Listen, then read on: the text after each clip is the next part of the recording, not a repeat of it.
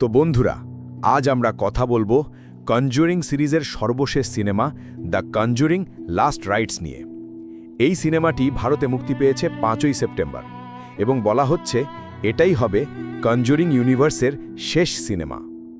গল্প শুরু হয় 1964 সালে, যখন এড আর লরেন ওয়ারেন প্রথমবারের মতো প্যারানর্মাল কেস তদন্ত করতে শুরু করে। তারা একটি প্রাচীন জিনিসের দোকানে যায় যেখানে এক ভয়ের আয়না থাকে। আয়নাটিতে অদ্ভুত নকশা এবং মানুষের মুখের মতো চিহ্ন ছিল। লরেন আয়নাটিকে স্পর্শ করতেই তার গর্ভস্থ সন্তানকে এক ইভিল এন্টিটি চিহ্নিত করে এবং তার ভবিষ্যতের ভয়ঙ্কর ঝলক দেখা দেয়। সে তীব্র ব্যথায় হাসপাতালে যায় এবং একটি কন্যা সন্তান জন্ম দেয়, যেটি প্রথমে মৃত অবস্থায় জন্মালেও ঈশ্বরের প্রার্থনায় অলৌকিকভাবে জীবিত হয়ে ওঠে। তারা সন্তানের নাম রাখে জুডি।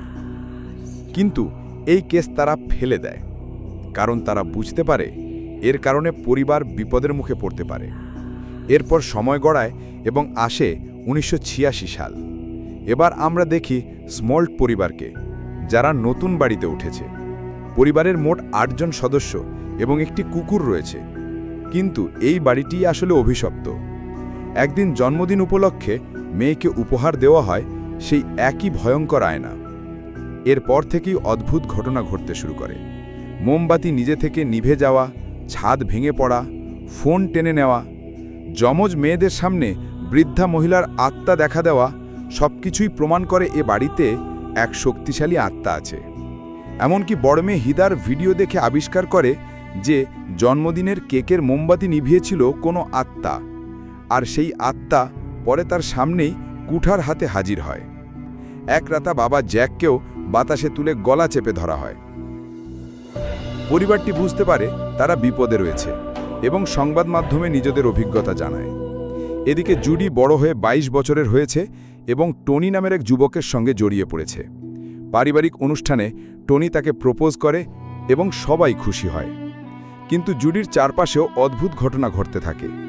এমনকি ফাদার গর্ডন, যিনি স্মল্ট পরিবারের কথা এড লরেনকে জানিয়েছিলেন, তিনি এক রিচুয়ালের সময় ইভিল এন্টিটির হাতে নিহত হন। তার মৃত্যুর পর জুডি ফাদারের কবর স্পর্শ করতেই অশুভ শক্তির সঙ্গে সংযোগ অনুভব করে। আসলে সেই শক্তি জুডিকে নিজের ফাঁদে টানতে চাইছিল এবং এজন্যই স্মল্ট পরিবারকে ভয় দেখিয়ে খবর ছড়াচ্ছিল, যাতে এড লরেন অবশেষে সেখানে আসে। শেষে এড আর লরেন বাধ্য হয়ে এই কেস গ্রহণ করে। তারা স্মল্ট পরিবারের বাড়িতে তদন্ত শুরু করে এবং আয়নার সামনে গিয়ে বুঝতে পারে ইভিল এন্টিটি এখনও আছে এবং জুডিকেই আসল টার্গেট করেছে। হঠাৎ বাড়ির ভিতরে আলো নিভে যায়, দরজা জানালা বন্ধ হয়ে যায় এবং কুঠার হাতে আত্মা হাজির হয়। এড আঘাতপ্রাপ্ত হয় কিন্তু বেঁচে যায়। এক্সরসিজম শুরু হলেও এন্টিটি এতটাই শক্তিশালী ছিল যে পাদ্রিও দুর্বল হয়ে পড়ে। তখন লরেন ঈশ্বরের নাম নিয়ে দাঁড়িয়ে যায় এবং ঘোষণা করে যে এই আত্মা কখনো তার মেয়েকে পাবে না। এরপর আয়নায় বিস্ফোরণ ঘটে, কাজ ভেঙে যায় আর আত্মার চিৎকারের সঙ্গে সব শান্ত হয়ে যায়। সবাই ভাবে সব শেষ, কিন্তু লরেন জানে এটা কেবল সাময়িক। জুডি টনির সঙ্গে জীবনে এগিয়ে যেতে থাকে, তবে মাঝে মাঝেই অদ্ভুত অনুভূতিতে কেঁপে ওঠে।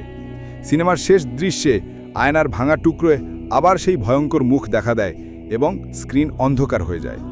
এইভাবে কনজারিং ইউনিভার্সের সমাপ্তি ঘটে, যদিও ইঙ্গিত রয়ে যায় যে অশুভ শক্তি হয়তো কখনো পুরোপুরি শেষ হয় না।